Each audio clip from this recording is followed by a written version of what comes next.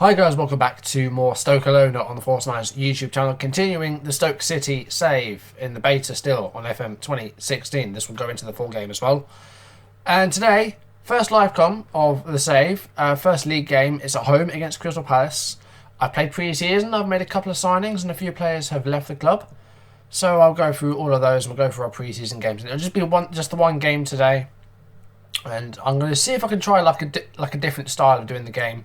Usually I just show the full game. This time I think I will just show the highlights and I won't show the game loading because it just takes a lot of time. So I'm going to try and do a different style today to what I was doing on last year's game. We're going to try and do it a bit differently. So Saturday, 3 o'clock, which means there's a bunch of games kicking off. One game has already been played. It was a big game for the Premier League opener. Chelsea facing Arsenal at home. And they won 2-0. Hazard got a goal.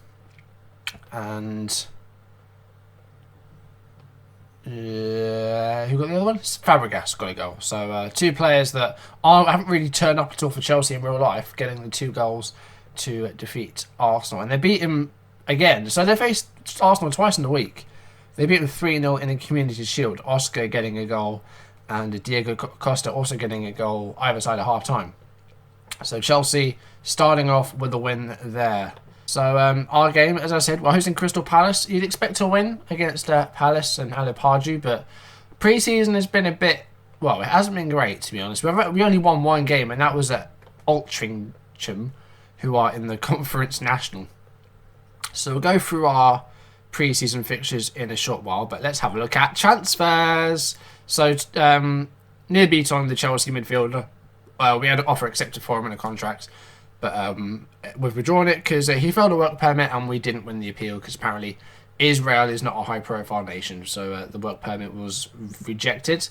Eric Peters I'm trying to sell because he played pre-season and he didn't impress me in the slightest. So I've been... we extended an offer from Leicester for him for 4 million, but he rejected the contract because of wages and because the signing on fee wasn't great. And there are a couple of other teams in there, but they're not really offering what I want. I want at least 4 million for him. Swansea and Torino are offering 2, so that's no good. So let's have a look at this then. So we'll come to the signings in a minute. 2 signings who have done pretty well for me. 2 loans. So Mo Ha, the guy that we bought from Barcelona, has been loaned to Orlando City. Put him on the development list. Did the same with Daniel Backman as well. The goalkeeper has gone on loan to Brentford. And 2 sales. I said Stephen Ireland was a bit past his best, and I said I was going to try and get 5 to 6 million for him. We got 6 million for him, which I'm really pleased about. He's gone to Watford, and he's played a few games for them, and he's had a pretty solid time of it in pre-season. To get 6 million for him, I think is really good, and the fans are pleased with that as well.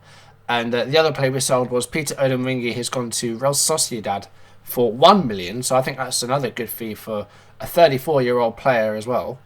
And he has had 3 appearances off the bench. He's got a goal for them.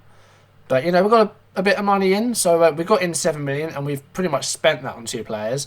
Started off with the signing of Felipe Gutierrez, midfielder we bought from FC Twente for £4.1 million. Hasn't really shown anything yet.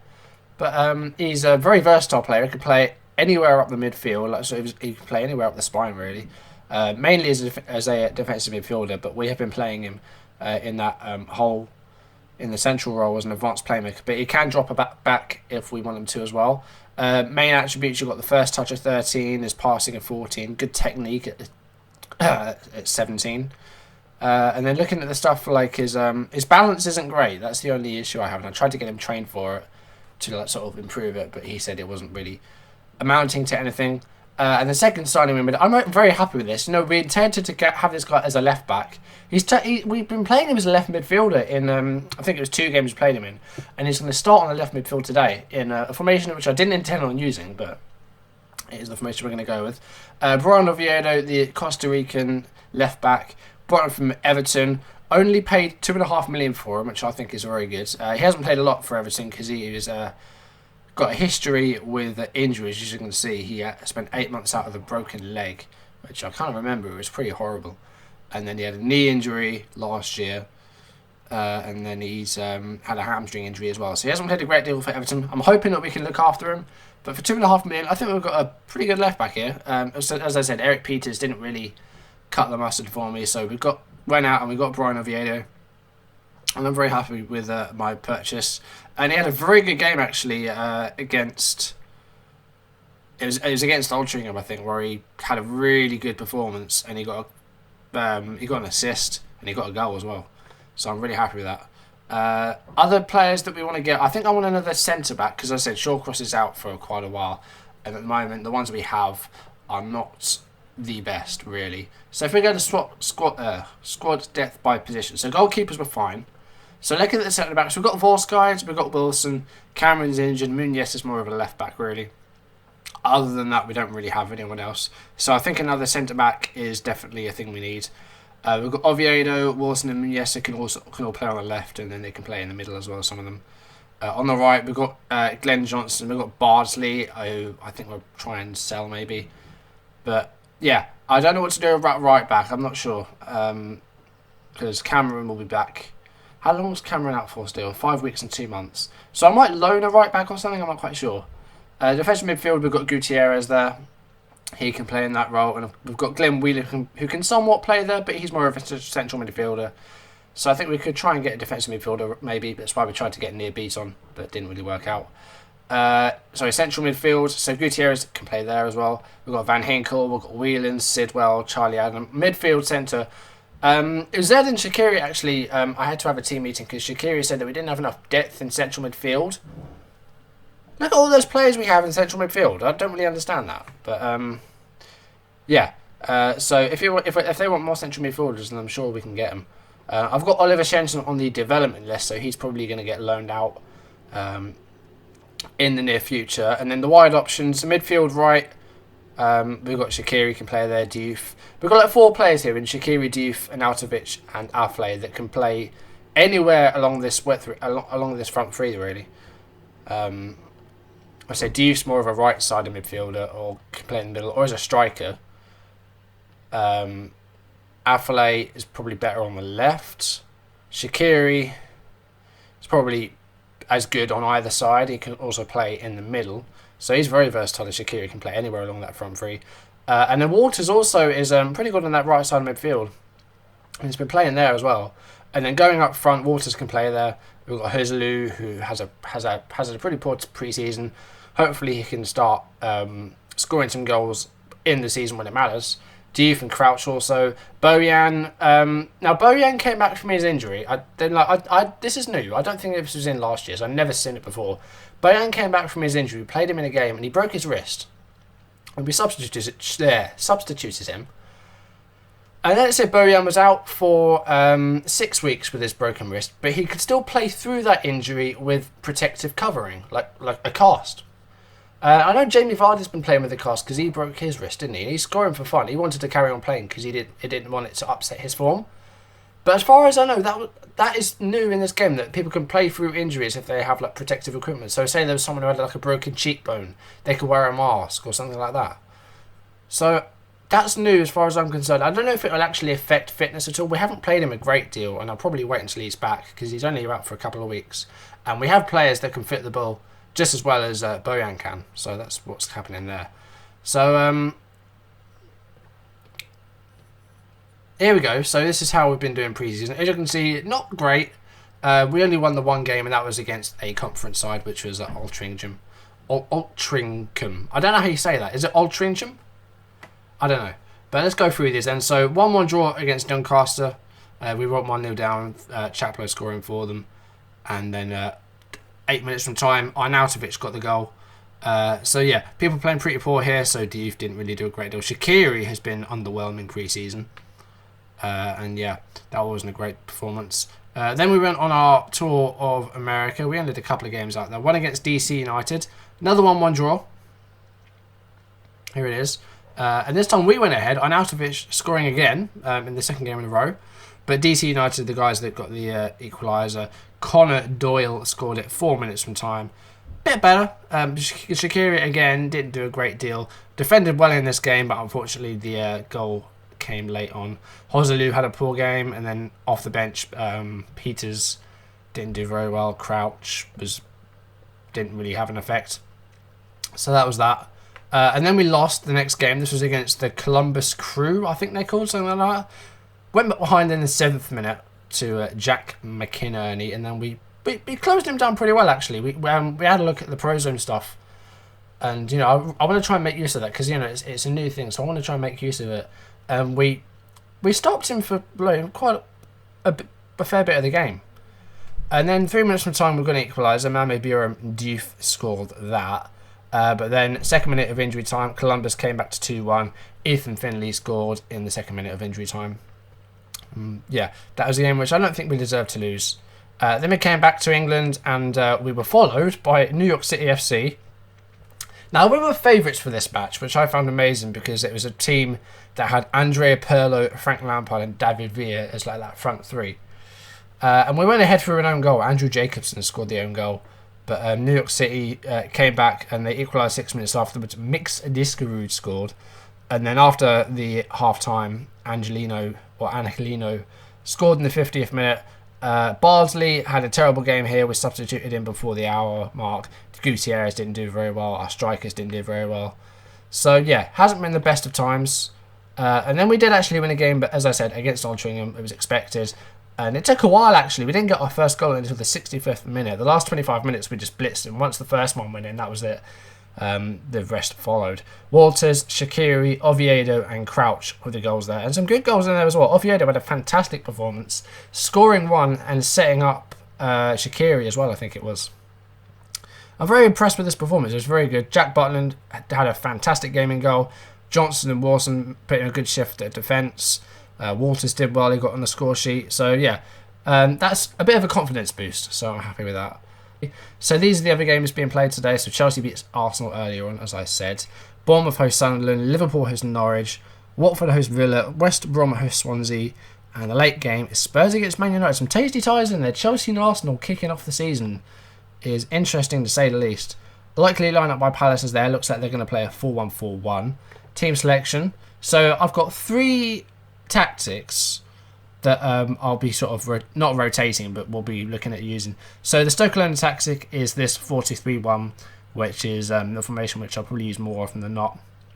But the last couple of games I've been using 2 strikers. I started off with a diamond formation with 2 wide players, and then we switched it to a 4-3-1-2 because we didn't really have a great defensive midfielder. Whelan isn't great there. He's better as like a central midfielder on a ball-winning midfield. And we used this against Altrincham and it did well. So we're going to use it again today. We also have a 4-1-2-3 formation, which is that. But we're going to go with the 4-3-1-2 here today. So the team are going with is Butland in goal. Who else? Muniesa on the left back as a fullback support. Glenn Johnson right back as a limited fullback. Volsgaard limited defender and Wilson as a ball playing defender on stopper. Central midfield, Glenn Whelan, the captain today in the absence of Shawcross, as a ball winner on support. Left midfield, Oviedo is left back, but he can also play there. He's a wing support. John Waters on the right wing is a defensive winger on support. Ahead of them, Felipe Gutierrez playing in that number 10 role as an advanced playmaker. And then strikers, you've got Diouf as a defensive forward and Joselu as a poacher. And the bench, I do want to change this a bit. I don't want a goalkeeper on the bench because we very rarely lose goalkeepers. The bench, I'm going to put Bojan on the bench. So Eric Peters is going to stay off the bench. Don't have a lot of midfield options here, but I mean defensive options. We have loads of midfield options. But we'll have to make do with what we have, and hopefully one of our centre-backs doesn't get injured. But yeah, so the bench is going to be Bardsley, Adam, Van Hinkel, Affalay, Arnautovic, Bojan, and Peter Crouch. So let's submit the team. Apparently Walters is struggling and probably won't be able to see out the match. That's fine. He's been doing well, so we're gonna leave that as it is. We need to give Oviedo a number. Oh dear, he hasn't got a lot of options for numbers. We'll just give you 28. Why the hell not? You can't have number 3. I don't know who has number 3. Let's continue. So you're springing through surprises with your team selections today. What's the thinking behind that? I picked the team I feel gives us the best chance of winning. Johan Kabay is missing for Palace. That's a good thing for me. Yeah, and Shaqiri, I forgot to mention, Shaqiri is suspended from I think it was a ban that was carried over from his time at Inter. So he's suspended for this match. We'll talk about the 11 players on the pitch though. So let's have a look at Palace's formation. There is a 4-1-4-1. McCarthy in goal. Is that Mahamadou Dabo? It is. They bought him from Lyon, it seems, on a free. So that's I've got knowledge of him from my Lyon save on last year's FM. Didn't really use him a lot though. But they've got him on the left back. So Mike Keller's on the bench. Well, Joel Ward at right back. Hanglin and Mariappa are the centre backs. That's got to be expected. Mile Jedinak is in the defensive midfield. James McArthur and Joe Ledley just ahead of him. Poachon on the left wing. Balassi on the right wing. Connor Wickham up front. And then on the bench, they've got Hennessy, Kelly, Chung Yong Lee, Patrick Bamford, Bakary Sacco, Damien Delaney, and Wilfried Zaha. So, opposition is I'm talking words, just words. So our number 2 will take care of the opposition instructions. We're expected to win, and fans will be expecting the same, so let's not let them down. I'm not going to say that. I'm going to wish them luck. There we go. No green there. In fact, I'm going to have faith in the team, though, and try and get a bit of green in the team talk. There we go. So, let's see how we do. It is Palace that kick off. We're on standard, unstructured, and our instructions are high tempo, fairly wide, closing down more, retaining possession with shorter passing, clearing the ball to the flanks and looking for the overlap. So that's it. Let's cancel that. And let's see how we do. So the first kick-off amounts to nothing. And I'll join you when we actually have some action. Halfway through the first half, more or less, we do have a bit of action here. It's a goal kick from Crystal Palace. And Muniesa has won the ball back. Here's Brian Oviedo on that left midfield. His pass was cut out by Jedinak. Here's Connor Wickham now on the ball. And his ball was up towards nobody. It was a kind of clearance, I guess. Mark Muniesa with the ball now. Passes to Volskheid. And is this going to amount to anything? Wickham's on the ball here. He's got a shot. It's a save by Butland. And that's the first chance at either end, really. Who's at our pitch, but we do not keep the ball. Here's Balassi. And Wickham with the header, and we've gone behind. Oh, no, we haven't. It's offside. Okay, we'll have another look at the replay. That's the first bit of action in the game, really, about halfway through the first half. Watford are 3-0 up on Villa already. Igalo scored. He scored a couple in real life on Saturday against West Ham. He's really held his own in the Premier League. Balassi with the cross. He was offside. It was a good header, but yeah, he was off. So that's the first real chance at either end. We haven't really offered a lot. We've had a few shots, but only the one on target. Half an hour played now. And we have a free kick. Oviedo. No one got on the end of it. McCarthy picked up the loose ball and throws it short to Mariappa. Here's Joel Ward to Balassi. And the through ball to Wickham. He's got nobody in the box though. He needs to hold it up. He passes back to Ward. And MacArthur. Here's Ledley. And this isn't working so far. We're not getting a lot of the ball. I'm going to try and go to counter because their shots haven't been great so far. But Wickham, and that was a good tackle by the number 6, Glenn Whelan. He's conceded the corner in the process, but it's not a goal. That's the important thing. The corner ball comes back to Yala Balassi. Here's Joe Ledley.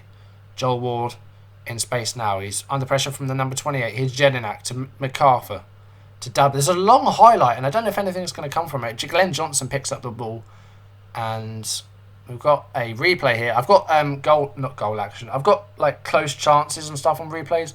So Joe Ledley to Wickham, and yeah, it was cut out by our player.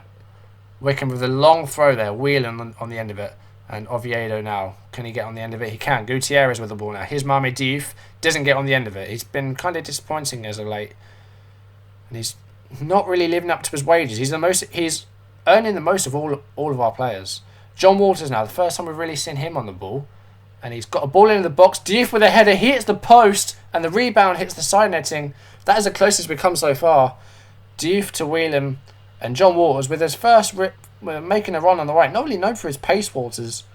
But he got a cross into the box. Diouf on the end of it. It was a good header. But it hit the woodwork. He beat the keeper. But he couldn't beat the goal. Glenn Whelan with a free kick. Here's Walters. Getting a lot of action now. The first 20 minutes or so were kind of quiet, but it's really picked up now. Oviedo on the end of the ball. Walters and McCarthy gets there in time. And the pass is played short to Mariappa. I'm going to try and prevent short distribution because they're doing a lot of that and it's annoying. We're closing down more. I'm happy with that. Balassi on the ball now. Still getting a lot of possession, Palace, but we're having a few more chances. Here's Balassi again, Joel Ward, and the number 5. Oh, Muniesa. That was Muniesa. That was his pass. That's a shame. So Joel Ward held on to the ball. Look at that. Muniesa cut it out, but it went straight into the path of Wickham, and everyone else just fell asleep on Wickham. That was easy pickings for Connor Wickham. That's not what I wanted. Coming up to half time, we're 1-0 down, and we have not been good enough. Right, what I'm going to do, I'm going to drop Gutierrez back and play him as a deep line playmaker on support. And we're going to do it that way round. I'm not going to make a change though. I'm going to keep these guys out there at the moment. I'm going to set some more opposition instructions. There we go. Second half. Let's see if we can get an equaliser and see if we can get back into this game. We've had chances, but we need to get a bit more of the possession. Let's try and control the game. Right, I'm making 2 changes because this is not good enough. I'm not impressed with this. Gutierrez hasn't done very well. We're going to bring on Bojan. We're going to go... Yeah, we're going to do this. We're going to bring on Bojan. And we're going to have him as a advanced playmaker on attack. And we're also going to bring on Arnautovic to there as wing support. Because we said Waters wasn't going to last the game. And we're going to see what we can do here. Strikers have been pretty poor, but if they can get a bit more of the ball, then hopefully it'll be okay. 68 minutes. Right, we're going attacking. This isn't good enough. Maybe if we go fluid, if we get people in like sort of more than one, like whatever it says fluid. More phases of play, that's what I wanted to say. We're going to bring on Peter Crouch, because these 2 strikers are not doing it for me. We'll replace Joselu. We'll have Crouch on as a poacher. That's all 3 changes, and we need to get something from this. Come on, guys. 72 minutes played. Bamford has come on for Wickham. Bournemouth has scored against Sunderland. Darbo with the throw-in for Palace. Here's Jason Punchin to Jedinak. Joe Ledley's in space here. And he's holding it up. Bamford's through. Oh, my God. This isn't good. This is not a good start. At all. Bartlam with a free kick here. Really? There's Balassi. He's quick. Balassi's quick. Joel Ward.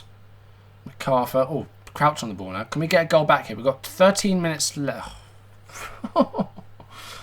God. Sacco.